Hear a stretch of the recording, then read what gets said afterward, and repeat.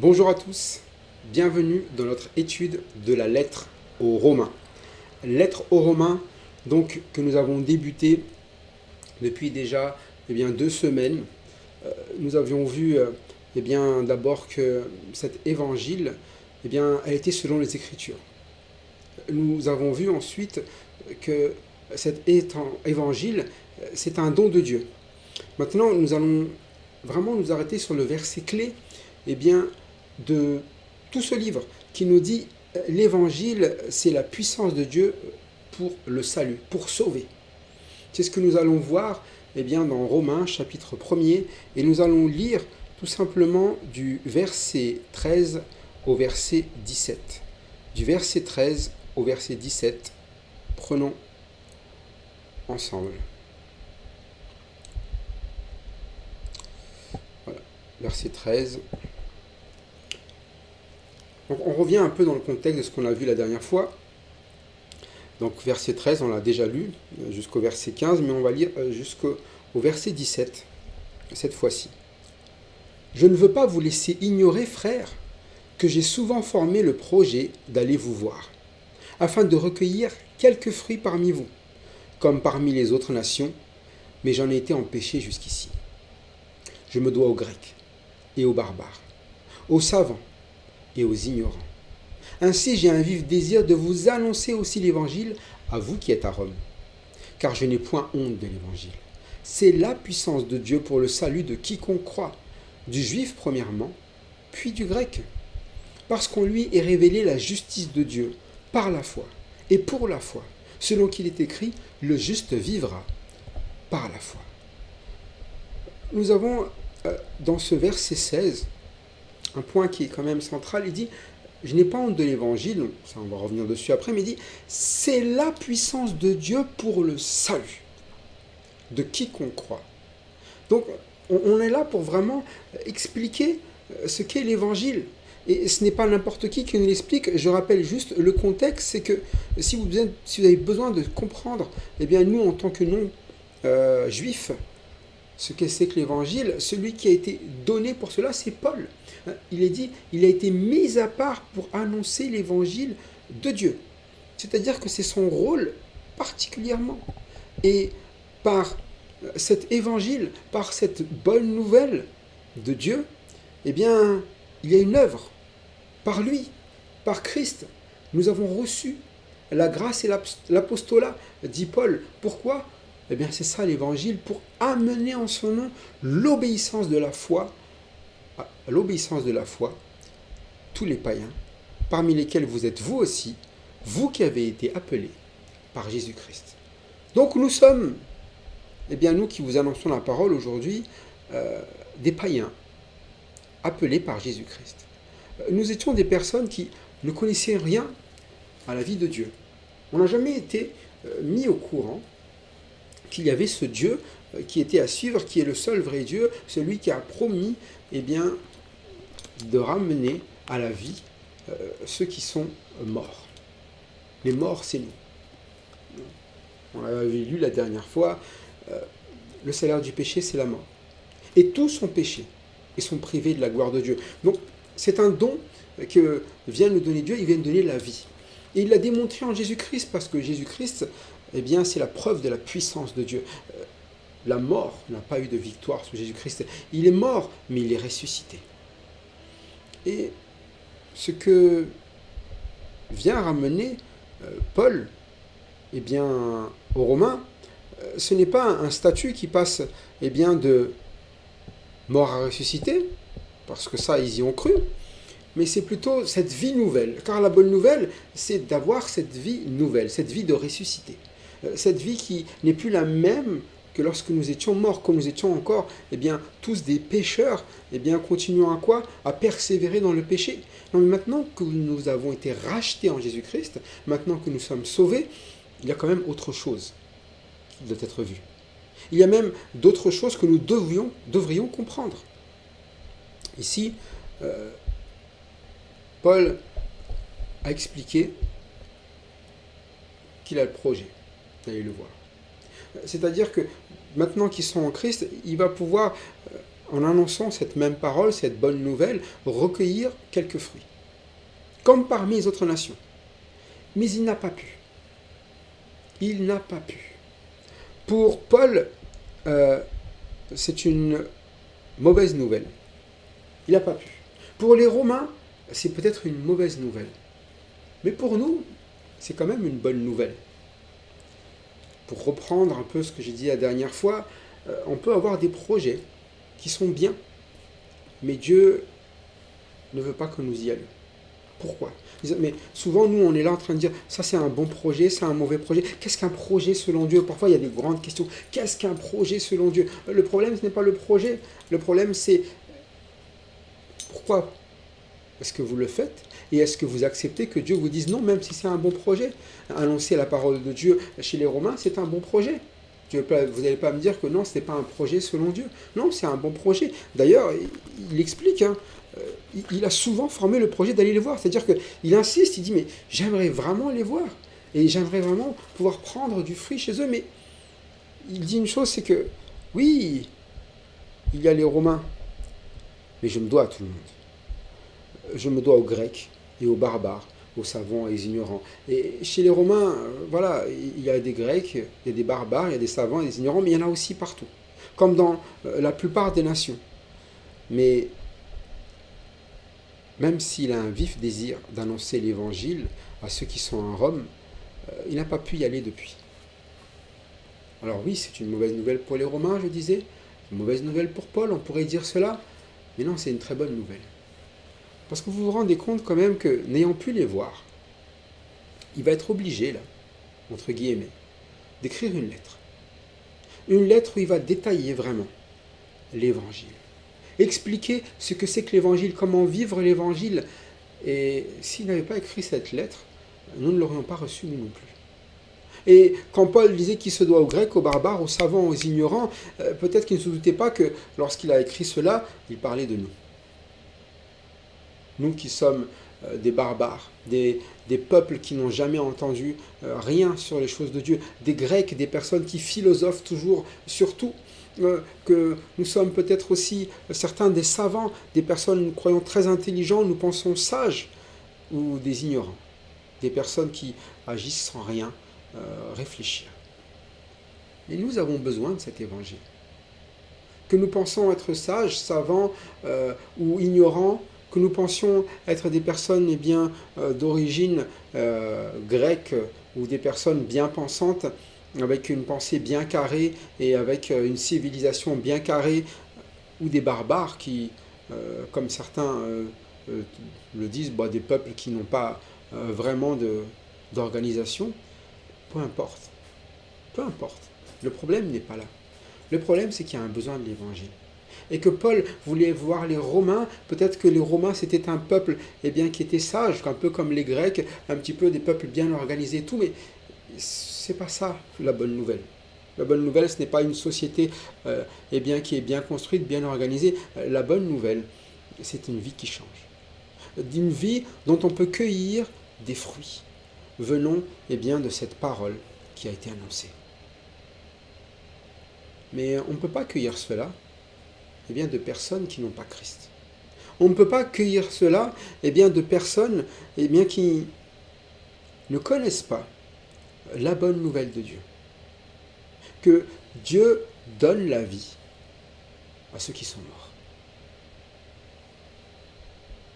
Ça peut être absurde lorsqu'on parle de résurrection à des Grecs. Lorsqu'on parle de résurrection à des savants. Et puis, pour les barbares, c'est trop, c'est n'importe quoi, c'est pas envie de réfléchir sur ça.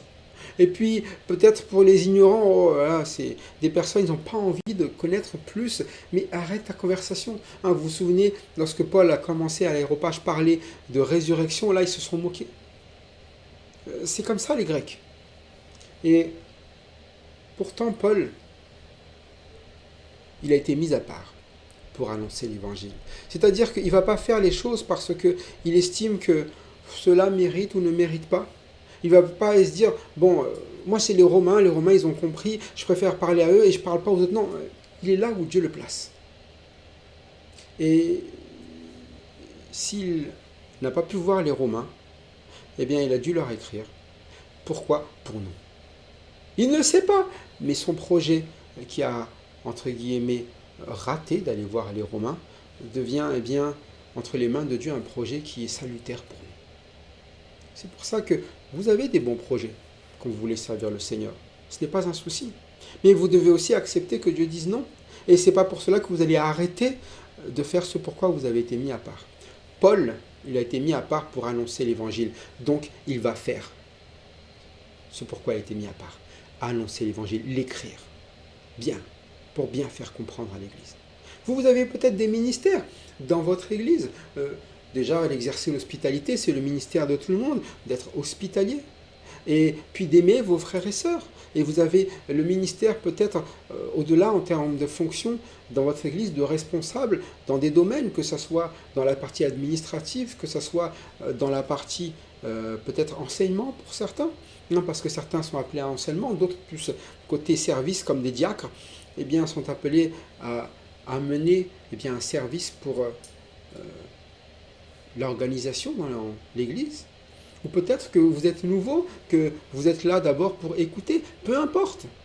Mais dans tous les cas, que ce soit l'Évangile eh bien, qui vous fasse marcher, que ce soit l'Évangile eh bien, qui vous permette de dire que oui, vous êtes au bon endroit. Et l'Évangile vous annonce quoi? Une bonne nouvelle, vous êtes en Christ. C'est le bon endroit. Vous suivez Christ, c'est la bonne manière de faire. Croyez eh bien, en celui que Dieu a donné pour que vous soyez sauvés. Et c'est ça que Dieu veut nous faire vivre. Parce que si nous ne vivons pas cela, nous ne connaîtrons pas quelque chose que Dieu veut nous faire connaître. Et que Paul veut partager. Car je n'ai point honte de l'Évangile, c'est la puissance de Dieu pour le salut de quiconque croit, du juif premièrement, puis du grec. S'adresser aux grecs, barbares, savants, ignorants, il y aura des moqueurs. Il y aura peut-être certains qui vont vous prendre de haut, ou d'autres, voilà, parfois ils ne comprennent rien et puis ils vous méprisent. Mais il ne faut pas avoir honte de l'Évangile. C'est-à-dire que même si nous annonçons la parole de Dieu, comme là nous le faisons, et certains nous disent oh, c'est trop facile ton truc. Ou quoi, ils vous écoutent en disant oh non, mais écoute, tu n'as pas compris. La vie, c'est comme ceci, comme cela. Quelque chose qui a l'air voilà, tellement haut qu'aucun homme ne peut comprendre ni le pratiquer. Ce n'est pas ça l'Évangile. L'Évangile, il n'y a pas de quoi en avoir honte. On devrait être fier. Parce que l'Évangile, il dit, c'est quoi? C'est la puissance de Dieu. C'est-à-dire que ce n'est pas un savant, un grec, qui va mieux comprendre comment sauver, comment annoncer la bonne nouvelle que Dieu. Ce n'est pas un grec ou un savant qui va avoir la puissance de faire ce que Dieu va faire ici. Et un ignorant et un barbare, encore moins. Ou pas du tout. Comme tous les hommes plutôt, pas encore moins. Mais ici, l'Évangile, cette bonne nouvelle que nous annonçons, la parole de Dieu que nous lisons ici, nous sommes dans Romains, c'est la puissance de Dieu. C'est-à-dire qu'elle va agir dans votre vie, tel que Dieu a capacité de le faire dans votre vie. Tel que Dieu l'a fait en Christ. Il a ressuscité des morts. Et c'est pour ça que l'Évangile, c'est la puissance de Dieu pour le salut. Pas pour détruire, pas pour, comment dirais-je, faire du mal ou faire souffrir, mais pour le salut. C'est-à-dire que Dieu, il a mis sa puissance pour faire quelque chose de bon pour nous, pour sauver. Nous, quand nous parlons bien, des dieux peut-être romains ou des dieux grecs, selon leur côté un petit peu justement savant, eux qui pensent savoir plein de choses, ils se sont fait des dieux, mais des dieux qui détruisent tout le temps tout. Dès qu'ils sont quelque chose ne va pas, ils détruisent. Ils sont en train de se disputer même entre eux. Donc ils sont plusieurs. Et chacun d'entre eux ressemble plus à des hommes qu'à vraiment l'image d'un dieu. Aussi cœur et l'heure que les hommes. Les problèmes des hommes, ils les ont tous. Mais ils sont juste la puissance de quoi? De détruire. La puissance de faire du mal. Et pourtant, ils les appellent des dieux, les Romains. Mais notre Dieu, celui dont nous n'avons pas honte, celui qui nous annonce une bonne nouvelle, qui est la vraie bonne nouvelle, eh bien, il use de sa puissance. Hein, l'évangile, c'est la puissance de Dieu pour le salut, pour sauver. Mais quelle est cette puissance? On l'a vu déjà en Jésus-Christ. Hein, il a été puissamment déclaré fils de Dieu, comment? Par sa résurrection. Par le moyen, c'est la résurrection. C'est-à-dire que s'il y a quelqu'un qui ramène de la mort à la vie, c'est une bonne nouvelle. Mais tu ne peux pas ramener quelqu'un de la mort à la vie, il faudrait une puissance que l'homme n'a pas. Vous pouvez contacter des médecins, les plus grands savants du monde entier, ils ne savent pas faire ça. Ils ne savent pas quoi? Ramener un mort à la vie. C'est pour ça que c'est propre à Dieu que de donner la vie, que de ramener le mort à la vie. Et c'est une puissance. C'est la puissance de Dieu. Et nous avons besoin de connaître sa puissance. De besoin de comprendre que déjà nous sommes morts. Vous êtes morts. Vous qui n'avez pas Christ, vous êtes morts. Et vous avez besoin de Dieu qui vous ressuscite, qui vous donne la vie. Et c'est pour ça que Paul n'a pas honte. Il a été mis à part pour annoncer cette bonne nouvelle. Dieu vous donne la vie éternelle en Jésus-Christ. Vous tous qui êtes pécheurs, qui avez péché, qui êtes privés de la gloire de Dieu, il vous donne sa gloire. Vous tous dont le péché a donné comme salaire la mort, il vous donne sa justice. Il vous donne la vie en Jésus-Christ. C'est gratuit. Gratuitement, vous êtes justifiés et vous êtes rachetés. Et c'est ça la bonne nouvelle, passer de la mort à la vie. Et c'est la puissance de Dieu. Alors Paul n'a pas honte s'il le parle avec fierté, que ce soit aux Grecs, aux barbares, aux savants comme aux ignorants. Et cet évangile, ce n'est pas un évangile ethnique, c'est-à-dire ce n'est pas pour les juifs et seulement les juifs, ou les grecs et seulement les juifs. Non, c'est le salut de quiconque croit. C'est-à-dire que si vous croyez en cette promesse, si vous êtes confiant dans cette puissance que Dieu a, vous vivrez cette vie que Dieu vous donne.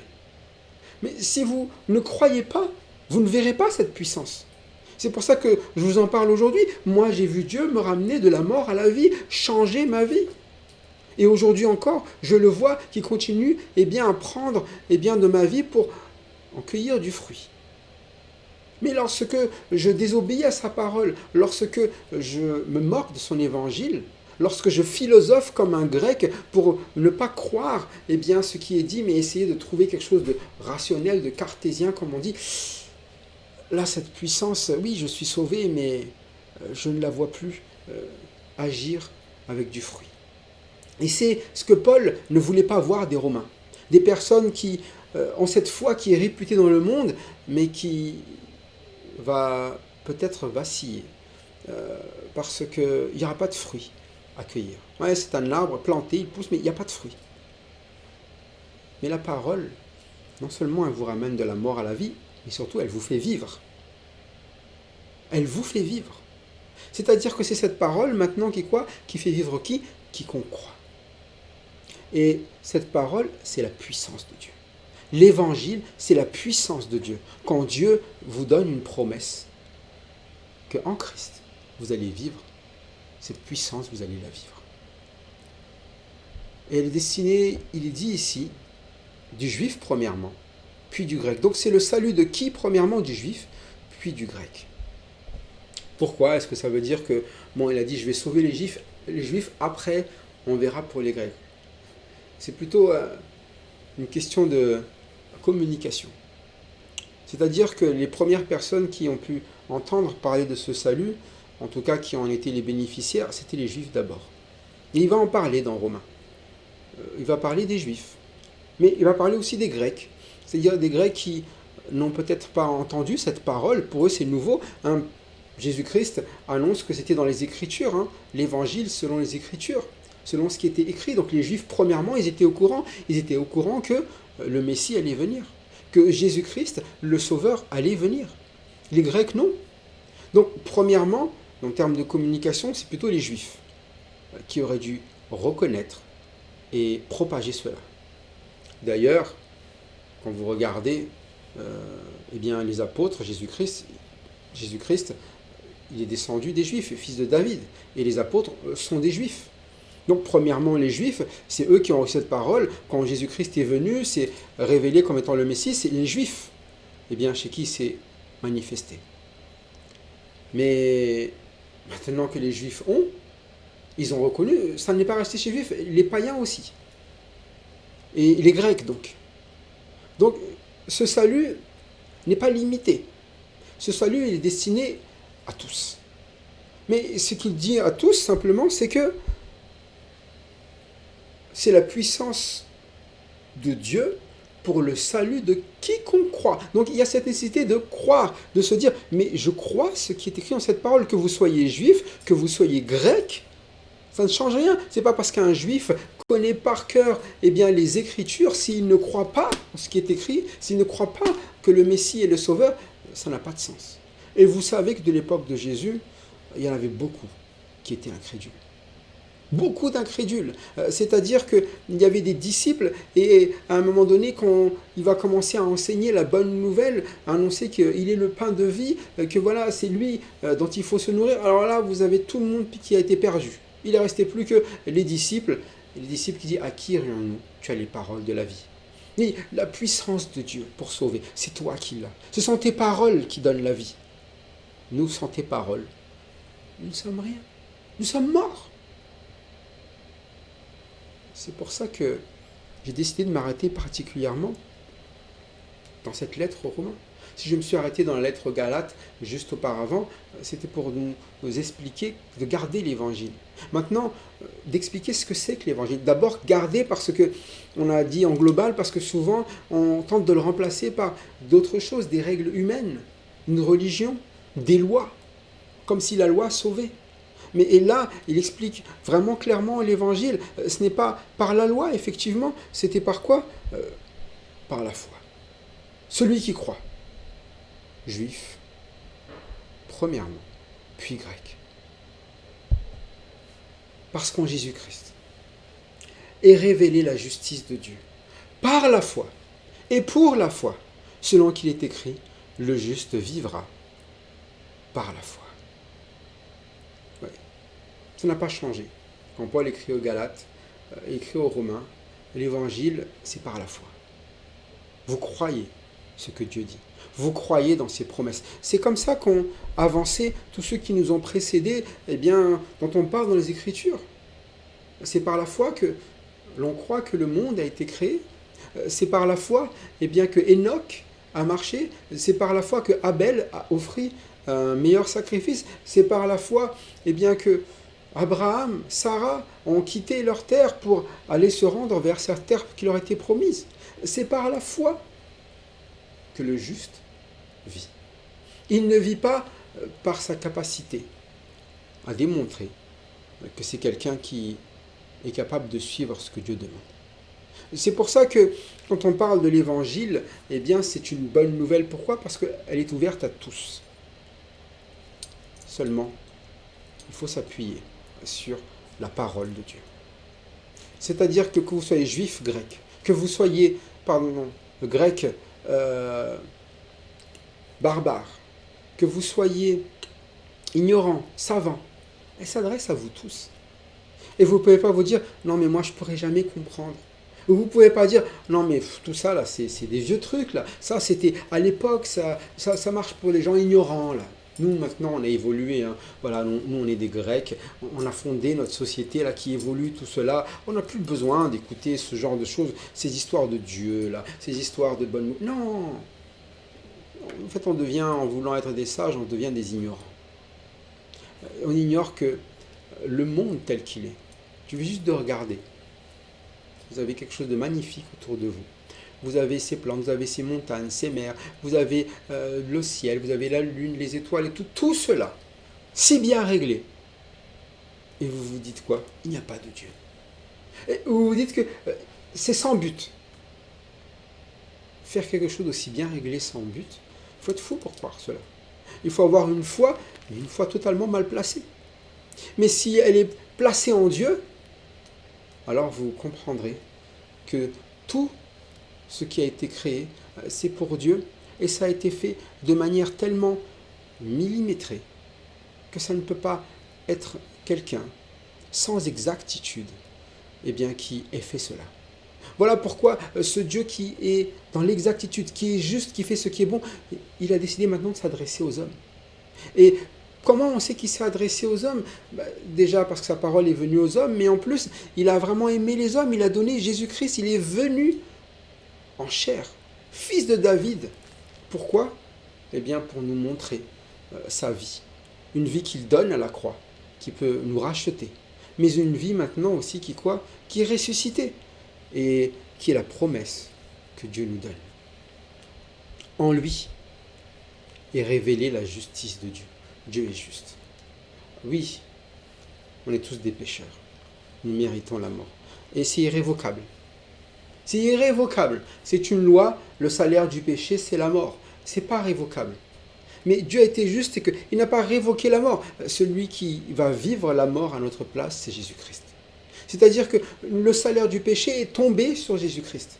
Et en lui est révélé, en Jésus-Christ, donc, est révélée la justice de Dieu. Il y a bien eu un salaire qui a été payé, la mort, et c'est Jésus-Christ qui l'a payé. Mais c'est notre justice. Non pas que nous allons mourir maintenant, eh bien, pour être rachetés. Non, c'est Jésus-Christ qui l'a fait. Nous avons juste besoin de quoi? De croire. C'est par la foi. De se dire, voilà, si Dieu le dit, si Dieu a donné, eh bien, Jésus-Christ pour payer pour mes péchés, je le crois. Je crois qu'il a cette puissance de me sauver en Jésus-Christ. Parce que Dieu ne ment pas. S'il a la puissance de veiller à ce que ce monde tourne aujourd'hui, il a la puissance de vous donner la vie à vous. Mais c'est cette puissance-là qu'il vous demande, eh bien, de prendre compte. Il n'a pas honte de l'évangile, dit Paul, c'est la puissance de Dieu pour le salut de quiconque croit. Du juif premièrement, puis du grec. De vous. Et c'est votre justice. Si vous y croyez aujourd'hui, vous êtes justifiés. Par la foi. Mais aussi pour la foi. C'est-à-dire que lorsque vous croyez par la foi, eh bien vous êtes aussi un instrument pour la foi, comme Paul. Paul, avec son ministère, il en amène d'autres à la fois. Si vous êtes bien justifiés et que vous viviez donc cette justice, c'est la puissance de Dieu, l'évangile, vous en amènerez d'autres à quoi? À vivre pour la foi. Vous-même, vous êtes quoi? Eh bien, de ces personnes qui vont ramener les autres à la foi, ramener à Christ, ramener à ce qui est juste. Mais vous ne pouvez pas faire cela si déjà vous n'avez pas été justifié. C'est-à-dire que si vous n'avez pas vous-même cru à l'évangile, à la bonne nouvelle, vous ne travaillerez pas pour la foi. Vous travaillerez pour vous, pour ce que vous pensez, comme un grec, pour votre philosophie, pour votre parti, pour votre courant de pensée, ou comme des barbares, pour la loi du plus fort. Mais notre sagesse est en Christ. Et en lui, eh bien, cette sagesse, c'est la justice de Dieu, par la foi. Et pour la foi, selon qu'il est écrit, le juste vivra par la foi. Vivre, c'est ça la bonne nouvelle. Vous vous rappelez, il nous a passé de quoi? De la mort à la vie. Et c'est la puissance de Dieu de ramener les morts à la vie. Mais le juste vivra. C'est-à-dire que ça sera ça. Maintenant, ce qu'il va y avoir, il n'est plus mort, il vivra. Mais par la foi.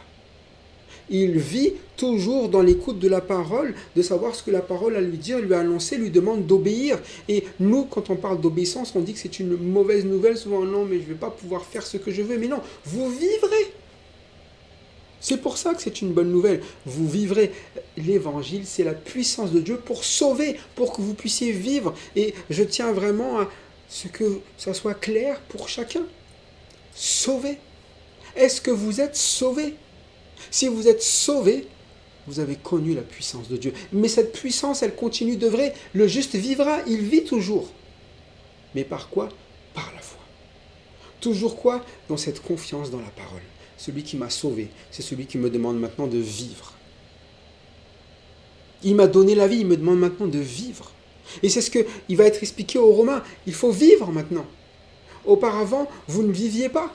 Auparavant, vous étiez morts. Maintenant que vous avez été rachetés en Christ, vivez. Votre foi qui est répétée dans le monde, continuez à la vivre, à grandir dedans, qu'on puisse récolter du fruit. Vous qui êtes à l'écoute aujourd'hui, est-ce que vous êtes vivant déjà? Ou est-ce que vous êtes toujours mort? Mort, c'est-à-dire dans vos péchés sans solution, en vous disant mais comment je me débarrasserai de mes péchés? Peut-être que vous ne comprenez pas, vous dites mais la loi de Dieu, de toute manière, pour Dieu, tout le monde est coupable. Oui, vis-à-vis de Dieu, tout le monde est coupable. Peut-être que vous vous dites oh non, mais moi je peux y aller par moi-même, moi avec ma philosophie, ma pensée, ma manière d'agir, voilà, je ne suis pas si mauvais que ça, et dans la société, je suis quand même reconnu comme quelqu'un qui est assez aimable. Oui, mais selon les critères de Dieu. Si vous vous comparez à Christ, à la vie de Christ, vous êtes pécheur. Parce que lui, il s'est offert pour vous. Parce que lui, il vous a aimé, alors que vous ne faites aucun cas de lui. Parce que lui, il est le juste. Mais vous, vous pouvez être injuste. Un juste qui vit par la foi. La foi en Jésus-Christ. La foi est bien dans celui que Dieu a donné pour ôter vos péchés, pour vous justifier. Et aujourd'hui, c'est le jour du salut pour vous. Pourquoi? Parce que Dieu sauve aujourd'hui. Parce que c'est la bonne nouvelle, la puissance de Dieu, elle est là pour le salut de quiconque croit. Si vous croyez que Dieu a donné son Fils pour vous, qu'il est mort, eh bien pour payer pour vos péchés, mais qu'il est ressuscité pour vous amener à la vie, aujourd'hui vous êtes sauvés. Mais si vous êtes sauvé aujourd'hui, vous qui m'écoutez, peut-être vous dites, moi je suis chrétien, chrétien né de nouveau, je suis sauvé, j'ai été justifié. Moi, je sais que Christ est mon salut. Alors vivez-le. Le juste vivra par la foi. Le juste ne fait pas que dire, il vivra, c'est-à-dire que toute sa vie se base sur quoi? Sur ce qui est écrit dans la parole de Dieu. Tous les détails se basent sur ce qui est écrit dans la parole de Dieu. Même si la parole de Dieu ne vous demande pas comment manger, comment boire, la parole de Dieu dit que vous mangez, que vous buvez, faites toutes choses comme pour le Seigneur. C'est-à-dire qu'il y a une attitude qui doit être là. L'attitude selon Christ. Si ce n'est pas bon, changez d'attitude, changez de pensée, repentez-vous. Que vous soyez juif ou grec, que vous soyez peut-être des enfants de chrétiens ou que vous soyez des personnes qui n'ont jamais entendu parler de la Bible, nous avons tous besoin de changer d'attitude, de penser, de nous repentir. C'est ça, passer de la mort à la vie. Il y a ce changement en nous. Est-ce que votre vie a changé? Est-ce que quand vous dites que vous êtes passé de la mort à la vie, il y a votre vie qui a changé par rapport à lorsque vous étiez mort? Est-ce que vous avez cette liberté qui est d'obéir à Christ ou vous êtes toujours là prisonnier de vos péchés? Si vous êtes prisonnier de vos péchés, le juste vivra par la foi. Ces paroles que nous lisons,